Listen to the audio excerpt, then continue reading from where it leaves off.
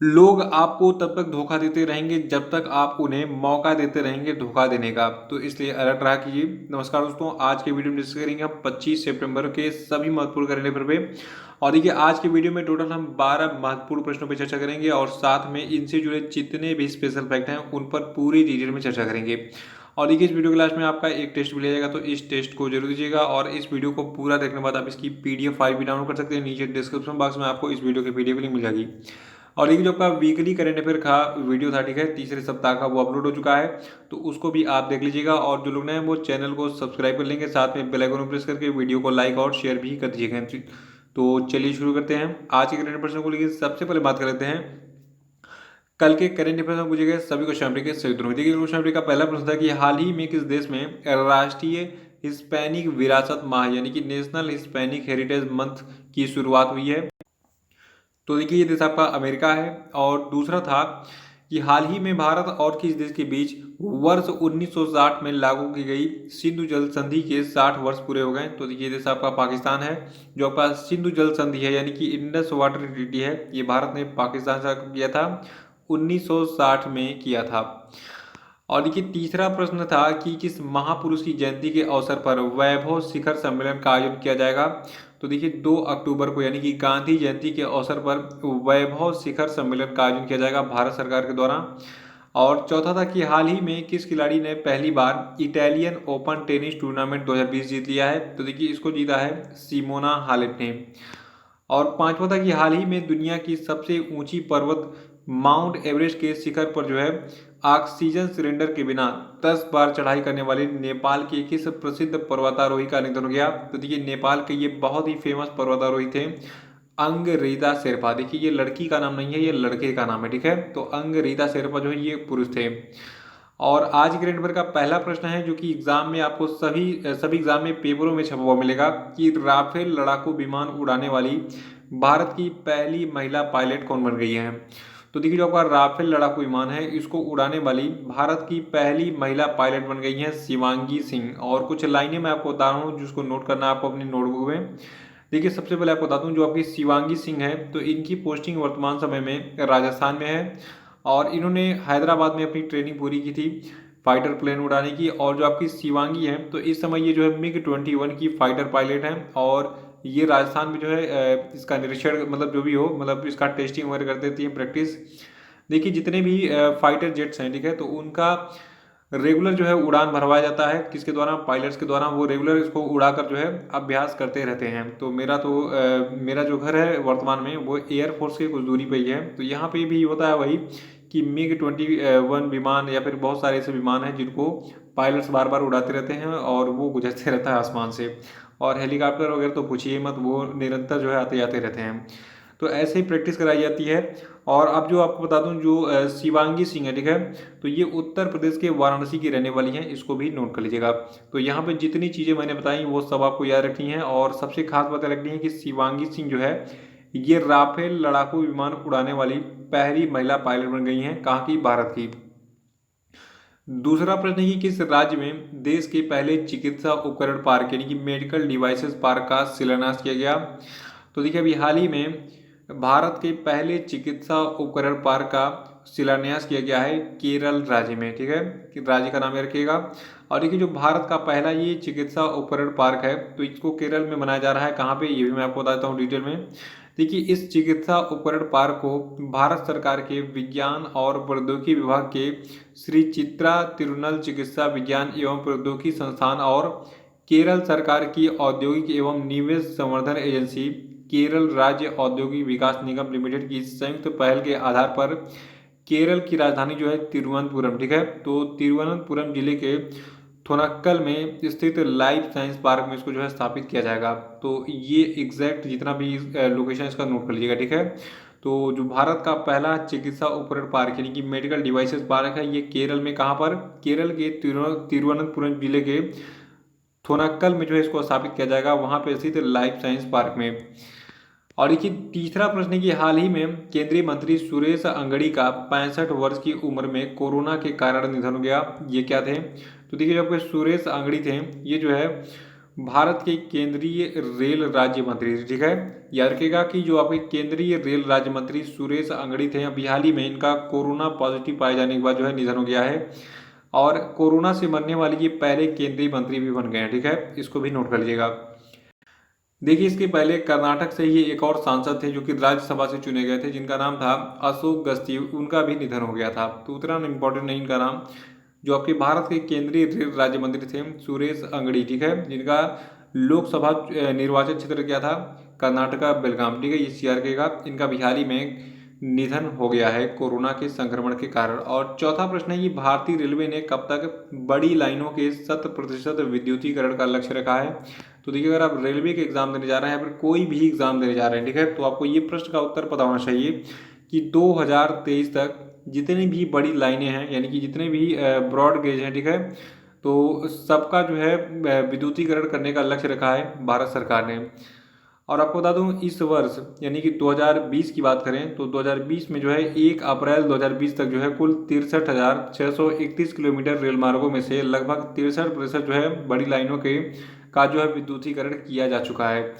और देखिए, जो भारत के रेल मंत्री हैं पीयूष गोयल, इन्होंने बताया है कि भारत में 23,765 किलोमीटर रेल लाइनों का विद्युतीकरण होना बाकी है, और भारतीय रेलवे का लक्ष्य है कि दिसंबर 2023 तक जो है इनका 100% विद्युतीकरण कर लिया जाएगा, ठीक है। और 2030 तक जो है शून्य उत्सर्जक बनाने का भी भारतीय रेलवे को टारगेट रखा गया है। और यहाँ पे एक फोटो दिख रहा है, ये फोटो आम फोटो नहीं है, ये फोटो आपको 3 नंबर दिला सकता है एग्जाम में। क्यों? देखिए, यहाँ पे जो है रेल की पटरियों के टाइप्स आपको दिख रहे हैं। देखिए, जो भारतीय रेलवे है, ठीक है, तो इसमें ट्रेनों के लिए स्पेशल 3 टाइप की पटरियाँ बनाई गई हैं। एक ब्रॉड गेज है, एक स्टैंडर्ड गेज है और एक मीटर गेज है। तो एग्जाम में पूछता है कि ब्रॉड गेज में जो 2 रेल की पटरियाँ होती हैं, इनके बीच का डिस्टेंस कितना होता है, स्टैंडर्ड गेज में कितना होता है, मीटर गेज में कितना होता है। तो इस पेज का स्क्रीनशॉट लीजिए, बाकी मैं आपको बता देता हूँ।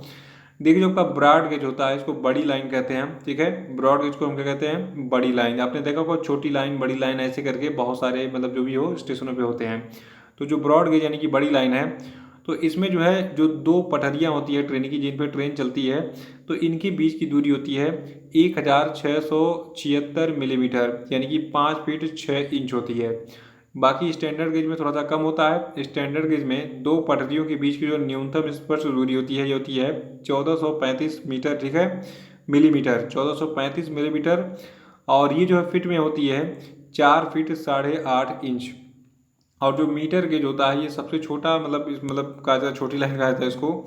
तो मीटर गेज में क्या होता है, जो 2 पटरियाँ होती हैं रेलवे की, ठीक है, तो इनके बीच की जो स्पष्ट न्यूनतम दूरी होती है ये 1000 मिलीमीटर होती है, और फीट में होती है 3 फीट 3/8 इंच। तो इसको नोट कर लीजिएगा, ये बेसिक पॉइंट है, ये आपको किताबों में बहुत कम मिलेगा, क्योंकि जीएस किताबों में ये चीज़ें नहीं मिलती हैं, और ये एग्जाम में पूछी भी जाती है। पीसीएस, यूपीएससी, बहुत सारे एग्जाम में, रेलवे में तो खासतौर से। 5वां प्रश्न है कि अंतर्राष्ट्रीय पत्रिका टाइम ने अभी हाल ही में 100 सबसे प्रभावशाली लोगों की लिस्ट में किस भारतीय अभिनेता को शामिल किया है।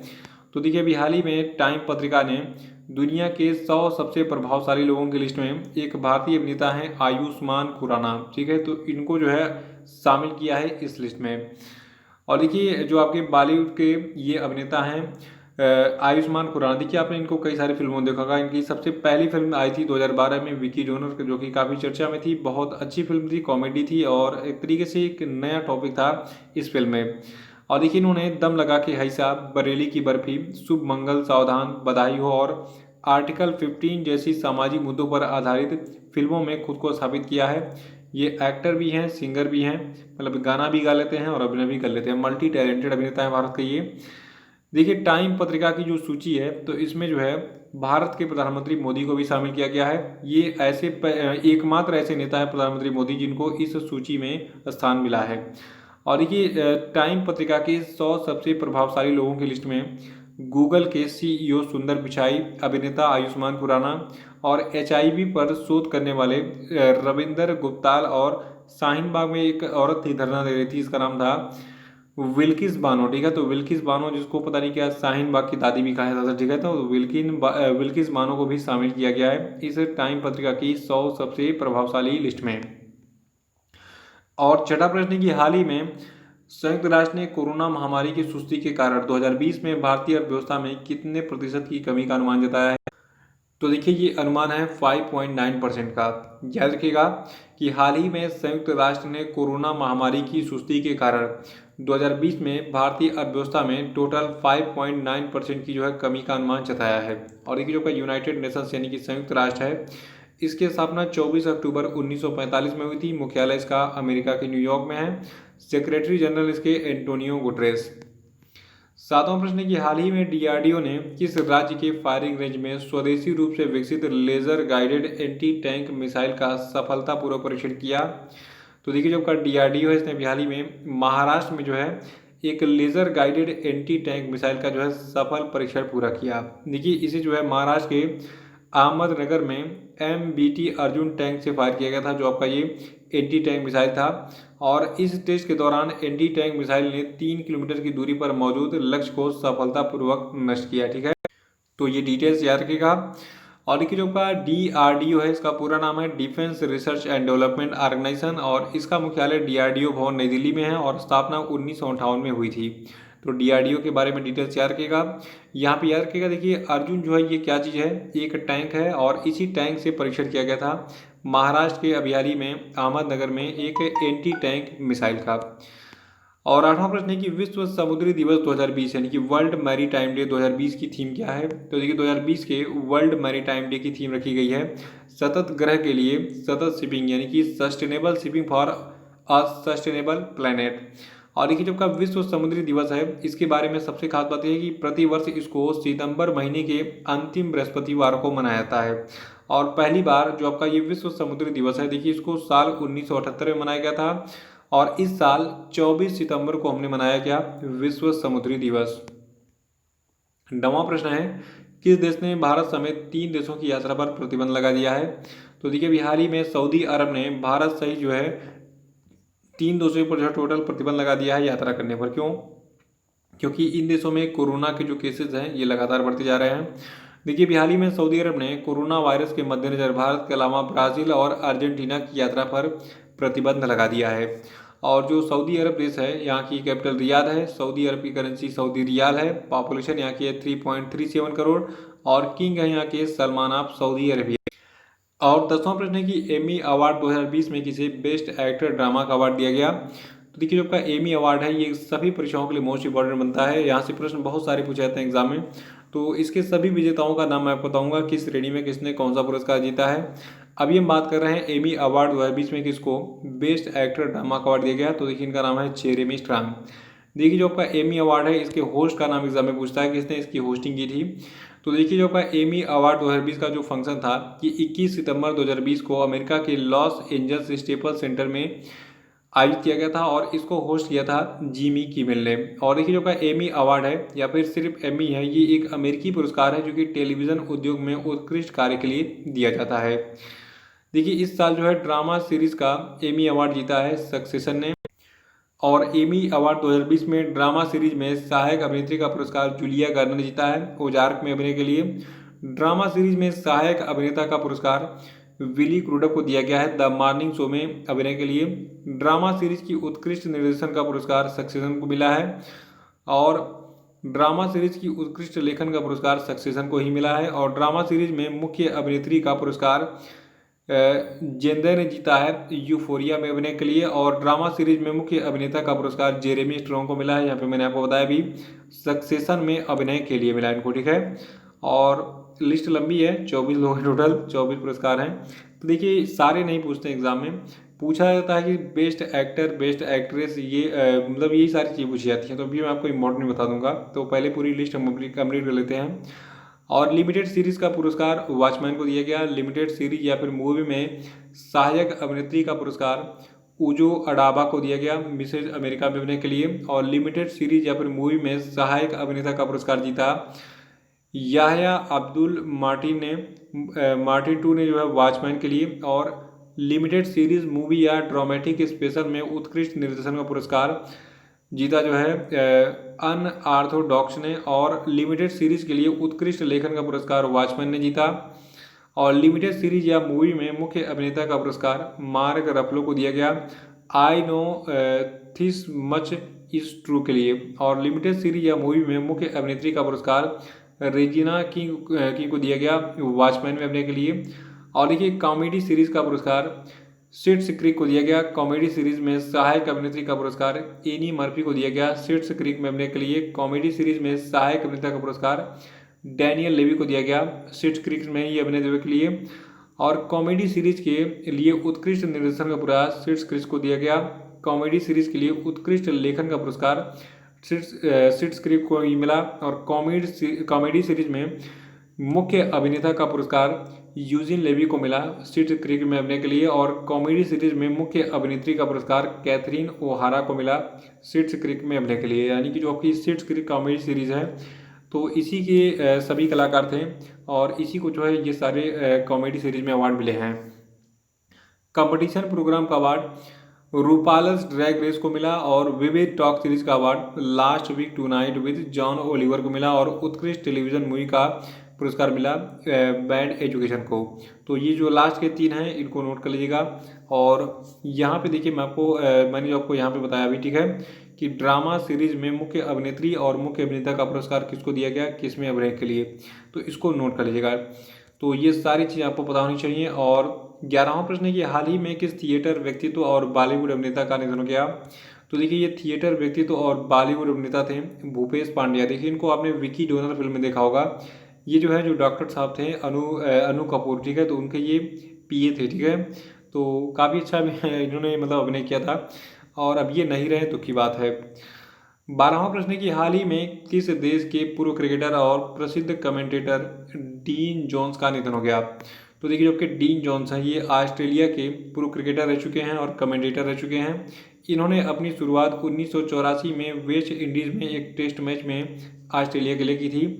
और देखिए इन्होंने कमेंट्री में जाने से पहले 1984 से 1994 के बीच में ऑस्ट्रेलिया के लिए टोटल 52 टेस्ट मैच और 164 वनडे मैच खेले थे। और इन्होंने लगभग इसमें जो है 9500 अंतर्राष्ट्रीय रन भी बनाए थे। तो डीन जोन्स जो है ये ऑस्ट्रेलिया के क्रिकेटर और प्रसिद्ध कमेंटेटर थे और अभी हाल ही में ये हम दोनों के बीच में नहीं रहे, मतलब हम लोगों के बीच में नहीं रहे, दोनों बोल दिया मैंने। तो ये थे आपके आज के सभी महत्वपूर्ण करंट अफेयर। और अब हम बात कर लेते हैं आज के सभी क्वेश्चन अपडेट पे। देखिए आज क्वेश्चन अपडेट का पहला प्रश्न है कि हाल ही में भारतीय नौसेना और रॉयल ऑस्ट्रेलियाई नौसेना के बीच किस स्थान पर पैसेज नामक नौसैनिक अभ्यास किया गया, उत्तर बताइए। दूसरा है कि किचन ऑफ ग्रेटिट्यूड नामक पुस्तक किसने लिखी है, उत्तर बताइए। तीसरा कि हाल ही में किस देश की महिला टेनिस खिलाड़ी और पूर्व पेशेवर क्रिकेट खिलाड़ी एशले बार्टी ने ब्रुक वाटर गोल्फ क्लब महिला चैंपियनशिप का खिताब जीत लिया है, उत्तर बताइए। चौथा है कि जाने माने संगीतकार विभुरंजन चौधरी का निधन हो गया, वो किस राज्य से संबंधित है, उत्तर बताइए। और पांचवा था कि पांचवा प्रश्न आपके लिए कि वॉइसेस ऑफ डिसेंट पुस्तक को किसने लिखा है, उत्तर बताइए। तो इसी के साथ आज का करंट अफेयर समाप्त होता है। जय हिंद, जय भारत।